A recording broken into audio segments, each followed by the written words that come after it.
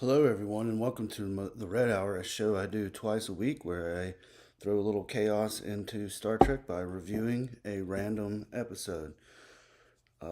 Today's episode is from Voyager, Season 4, Episode 5, Revulsion. And when I clicked the randomizer yesterday, um, and this title came up, I didn't recognize the title, but now I remember this episode. I've seen it before quite a few times. But anyway, uh, so the episode starts off with we see an alien ship, and there's a dead guy, and he's being dragged by another guy and dragged into another room, and there's blood on the wall, and he's trying to clean the blood.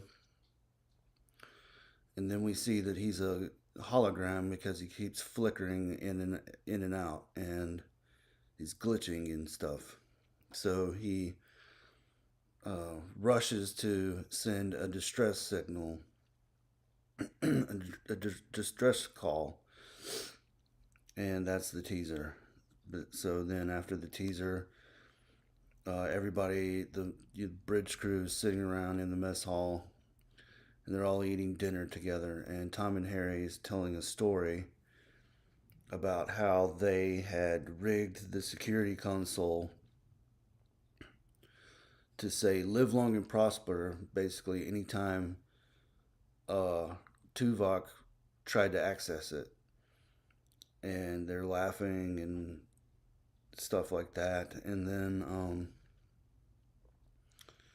it's supposed to go on repeat. Uh, it goes on. This happens throughout a whole day. Then at the end of the day, they rigged his. They rigged something else. No, his replicator. They rigged his replicator. You know, when he goes to make tea, it says "Live long and prosper," and they're all poking around and they're all joking around and laughing at Tuvok. And then Janeway tells a story about how when she was first started, Tuvok sort of didn't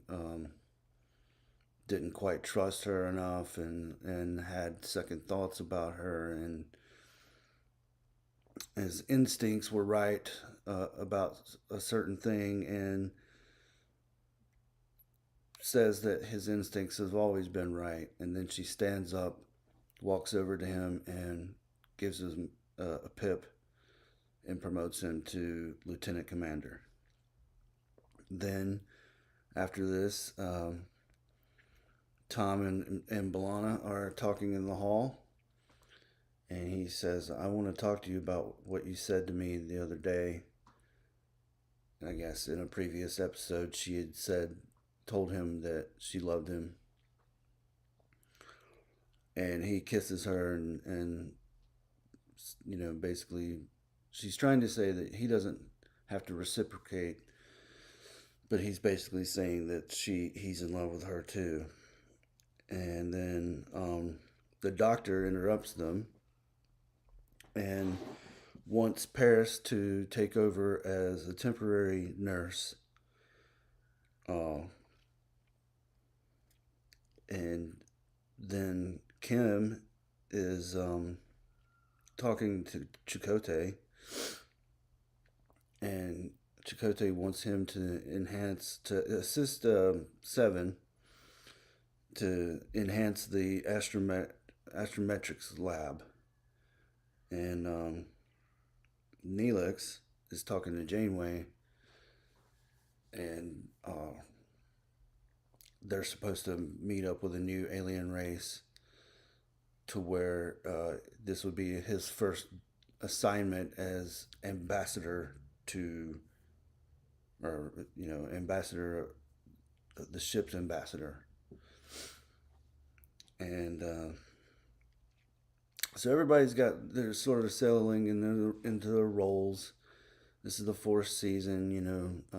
Cass is gone, uh, and everybody's sort of the seven has been deborgified. So everybody's settling into the roles. The relationships are forming between uh, Tora, Blana and Paris. Kim, Tom and Kim's friendship is continuing, and Neelix is becoming more useful, and is not just the annoying chef. And then Tuvok even says that he's become closer and more friendlier with the crew, and has learned to tolerate some others, and kind of looks at Tom and Harry, probably mostly Tom. So then Voyager receives the distress call, and the doctor wants to take this assignment because the guy is a hologram, so he feels kind of obligated to help him, other than the fact that he's a doctor. And at first, Janeway's sort of not. She's sort of hesitant because she's worried that his holographic emitter would get damaged. But she, he says that he can take B'Elanna with him in case that happens. So she's convinced, and she allows him to go on the mission. And then Kim visits Harry visits Seven in the cargo bay, and she's designed some new sensors based off Borg technology. So on the shuttle, uh, you have the doctor and B'Elanna, and uh, the doctor's worried about Tom being in charge of sick bay while he's gone. Then and Torres says that he's a very responsible person, and the doctor says, "Well, you should know." And she gets pissed off and says, "What does that mean?" And he basically says that they've been seeing each other a lot of each other lately. And she gets mad at him and basically is like, stay out of my business. Uh, B'Elanna's always her baseline, kind of like Worf, is just always, or like the Hulk. I'm always angry, Uh, that's my secret. I'm always angry. So they reach the ship and they hail them, and there's no response. So they beam aboard, and they're looking around, and they're asking if there's anybody there, and there's no response. And then you see the guy standing behind the doctor, and then he flickers out and disappears, and then he reappears again, and he grabs like this hammer looking object, and he's about to sneak up on them, and then disappears again, and the hammer falls. They look around, they don't see anybody, and then the guy shows up, and he introduces himself, and he calls himself a isomorph. And the doctor says, "Well, we call it a hologram." And so Torres wants to make repairs on him and his matrix or whatever. And she starts to go down to the lower decks, and he says, "Don't go down there because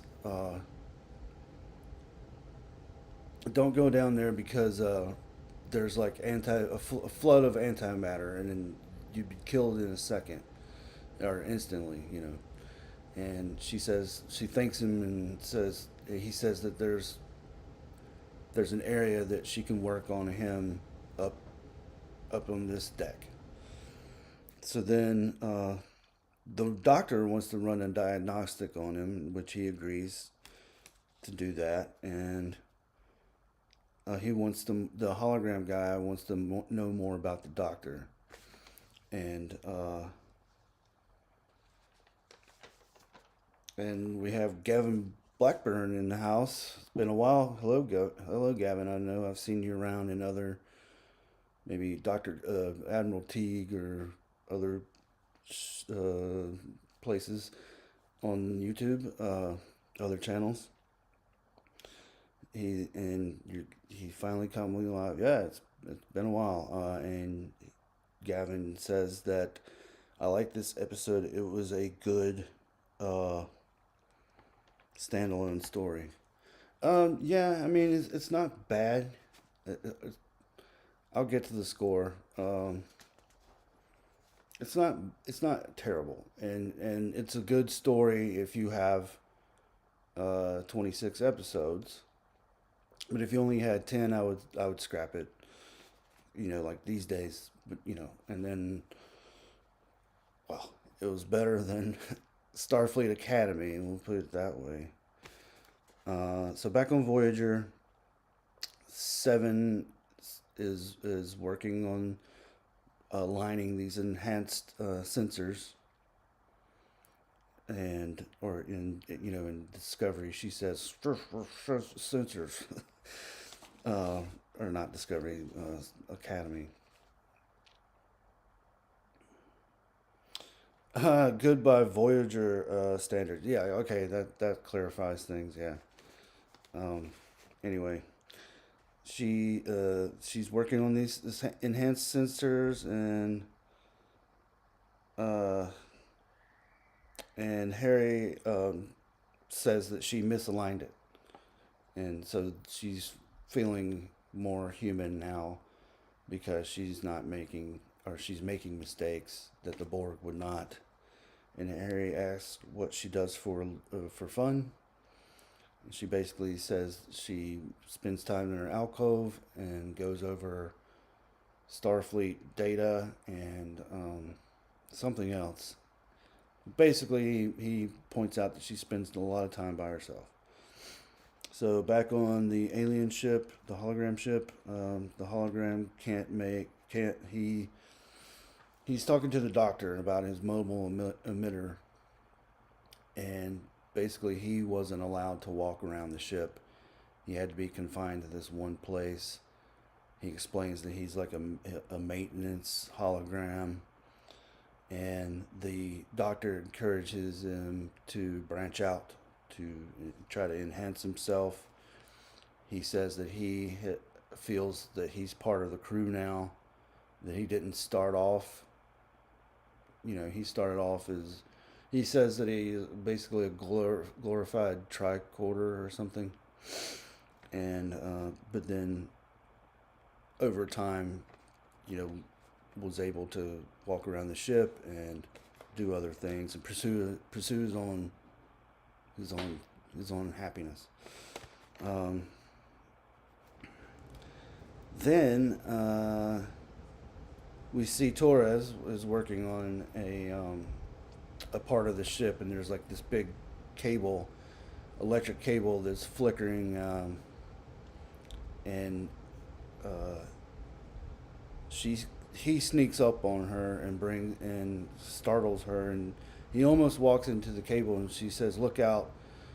If you run into that, it'll destroy your whole matrix." And this is a little bit of Chekhov's gun situation, which we'll get to. So basically, he brought her a snack, some food, because he says that she's been working on for a long time and could use a break, and she agrees. Then he starts going on this rant about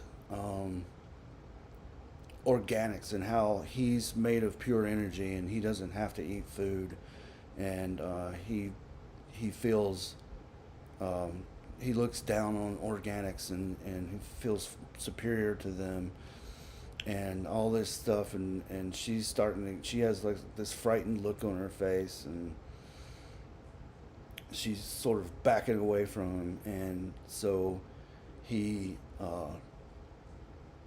he eventually apologizes and says that he was treated poorly by the crew, his crew. So um, Balana says, "Excuse me, I gotta go," and she goes to talk to the doctor, who she says that explains the situation, says that he's crazy. Um, at one point, the doctor, when she explains like the organics being inferior, he sort of chuckles and sort of agrees with that. Um, she also points out that he was lying about that those lower decks being flooded with antimatter, and they speculate, well, why would he lie? And the doctor's like, why would he lie? And she says, well, maybe he's hiding something. And then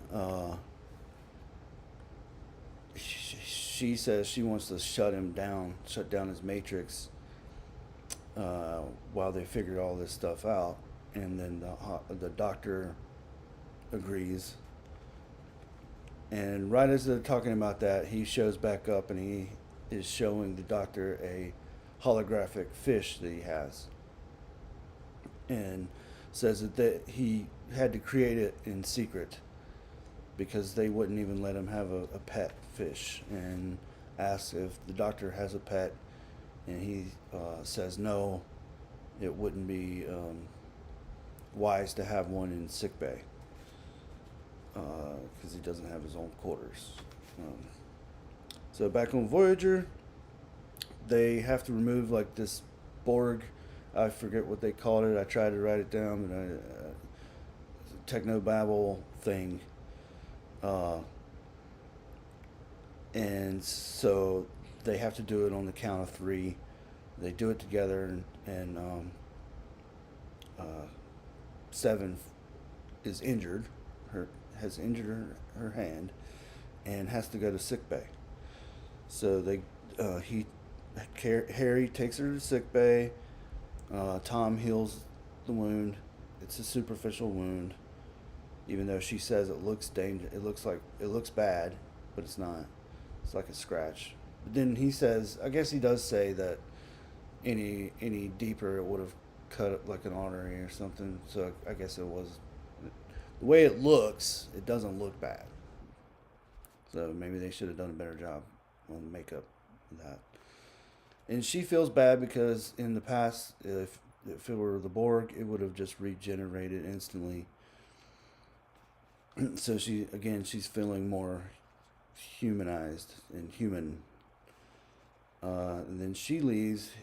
Harry says that I'll meet you down in cargo bay, and says that Tom was his bedside manner was not good, and it was you know he was kind of mean about it. And then they talk about her being a Borg and that he barely knows her, and then Tom deduces that Harry's in love with her, and he basically advises to be careful and says that he doesn't know her, that she's very beautiful, but she's freshly deborgified. That's my term for it. Back on the ship, the doctor is teaching the hologram guy all the functions of the ship, like how to do navigation, how to do communications, how to do all that stuff. Meanwhile, Balana is investigating below where the supposedly flooded compartment is, and The guy's talking to the doctor. He's like, I'm not taking this ship back to my home world. I'm gonna go. Uh, so we have Michelle Fairy Tales and DJ Playnice in the house as well, and DJ Playnice says salute. He salutes me. Salute you. Uh, he wants the doctor to join him. He says, "Join me, and we can explore.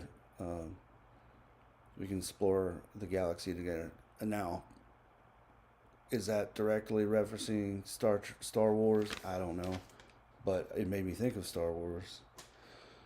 Um, so Torres finds down below finds severed heads and dead bodies and stuff, and as that happens, the guy attacks her, and he like puts his hand through her chest and does something to her, and she's struggling, but she manages to reach over and press a few buttons to shut him down. And then the doctor rushes in and kind of rescues her. Back on the ship, Kim Kim's log.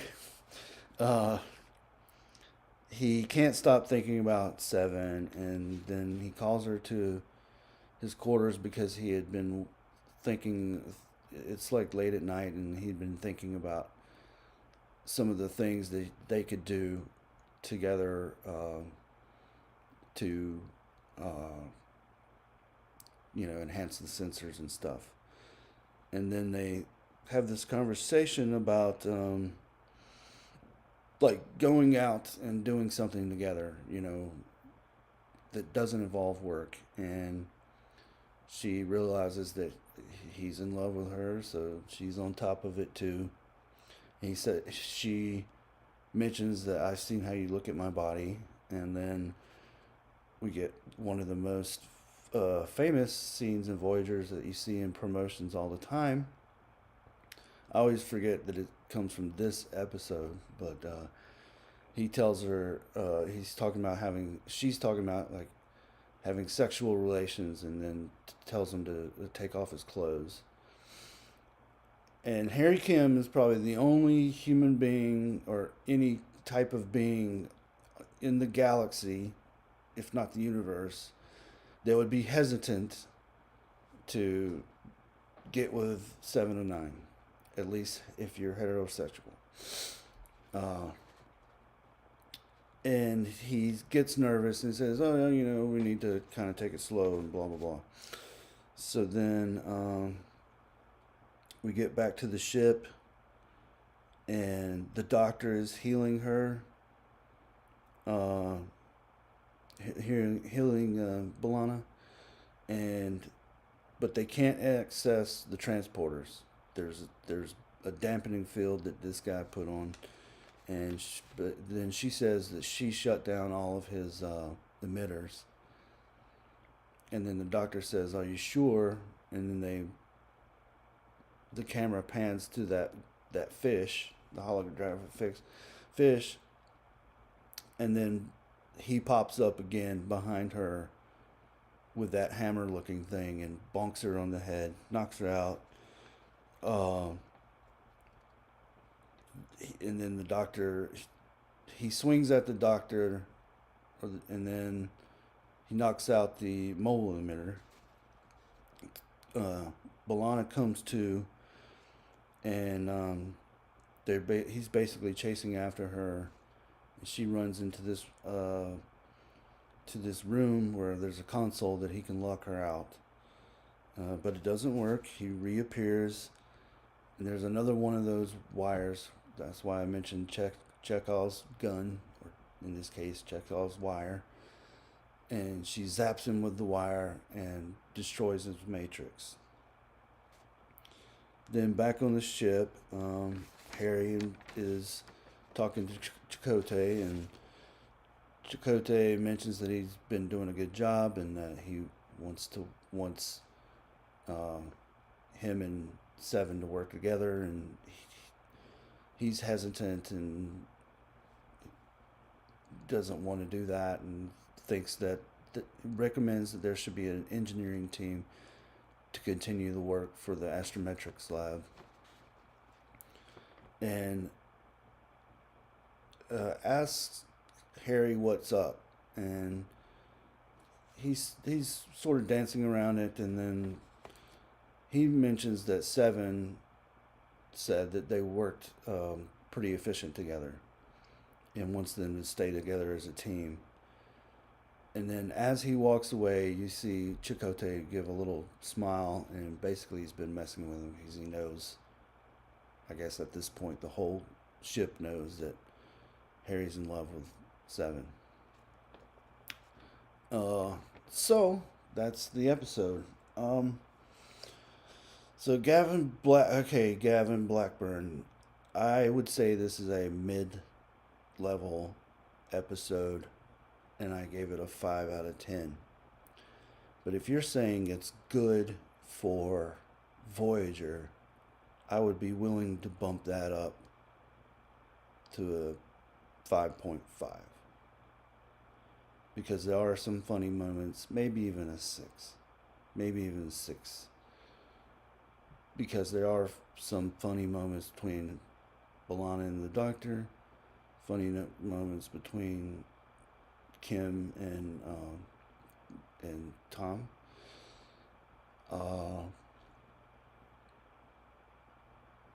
And there's a little bit of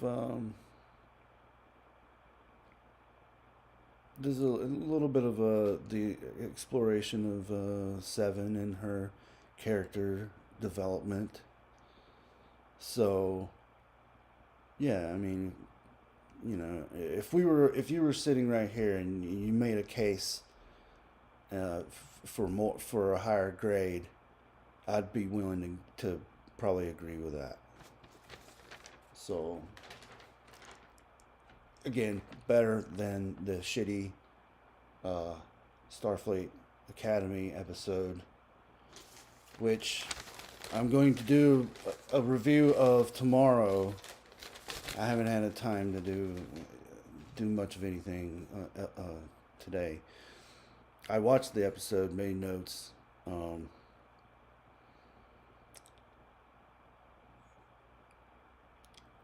I judge each series by their own standards. Voyager is not comparable to TOS, TNG. Very fair. I'd probably say about the same. Especially, TOS there's only 3 seasons, so it's not fair. But yeah, tomorrow night, I think around 9 or 9:30 at the latest, I will be doing my review of Starfleet Academy. I will say one positive thing. I liked the blonde chick with the lines on her head, and I think she reminded me of like a young Kirk, kind of. I wouldn't put her up there with Kirk, but she had that kind of swagger. So that's one good thing I can say. And I thought Robert Picardo brought back the Doctor in a good way. And I'll talk about the rest tomorrow.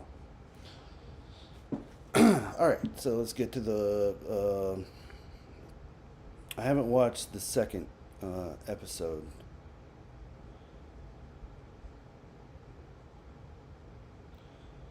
DJ Planet says, keeping them separate for this kind of... I can't read.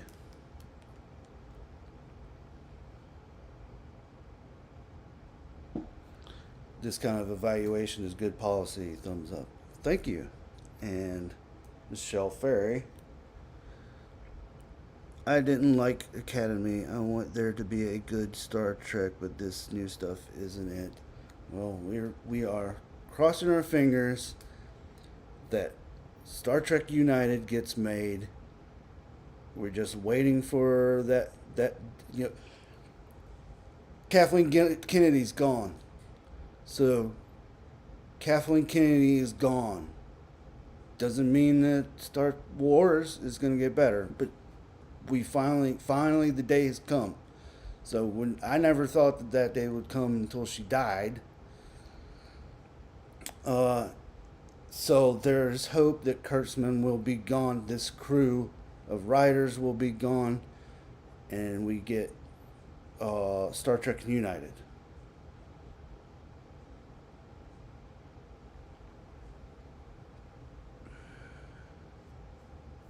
Yes. Well, you can't type in big font. Well, I mean, I guess you could type all caps, but anyway, let's get to the portion of the night where, and we're all good time too. I'm trying to not speak so slowly. I'm trying to be more efficient with my speaking style. So I'm trying not to take a whole hour to talk about an episode, unless it's great and there's a lot I got to say about it. I would say the humor was good in this, and and what I said earlier. Uh, so, uh,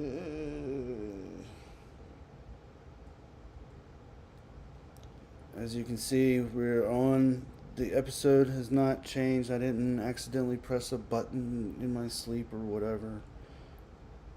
So I'm going to press randomize again. See what we get. No, it's TAS, so we're not doing that. So let's do it that. Do it again. I mentioned when I first started that I wasn't doing TAS. TNG season 6, episode 13, Aquiol.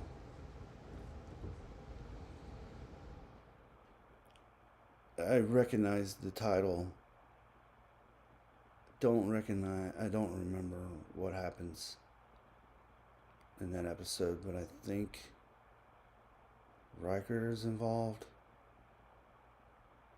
I don't remember.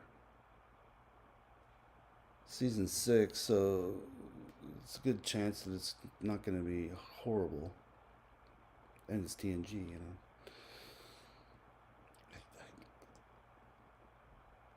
I don't remember that episode. Anyway, I want to thank. Gavin says it's a good episode. Okay. Um, and that's by TNG standards. So, okay. Uh, I'm not gonna look it up. I'm just gonna go in blind, as I do every time. Sometimes I recognize the episode and remember it. Sometimes I don't. Uh, so that's sort of why I'm doing this, so that I have a better memory of the episodes.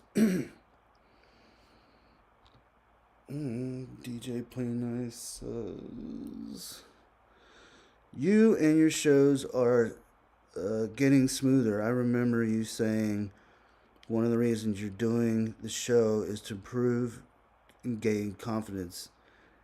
It's getting better all the time. I used to be. Keep kicking ass. Gavin Blackburn says agreed. Yeah. Sometimes I get. I mean, I've been doing this for 6 months. I've gained 40. Now I sound like Captain Mushmouth. 40 subscribers. Which I never would have expected to get that many. I expected 20 at best. I've had some help from Admiral Teague, some help from Price of Reason, some help from Brahma Bull, uh, Michelle Fairy Tales agrees as well. Okay, so let's not take. I don't want to take up too much of your time. I'll be back here tomorrow around 9 to do the review. Let's just say, I mean, if you're not here, it's not that good. It's not that good. There's maybe a couple good moments.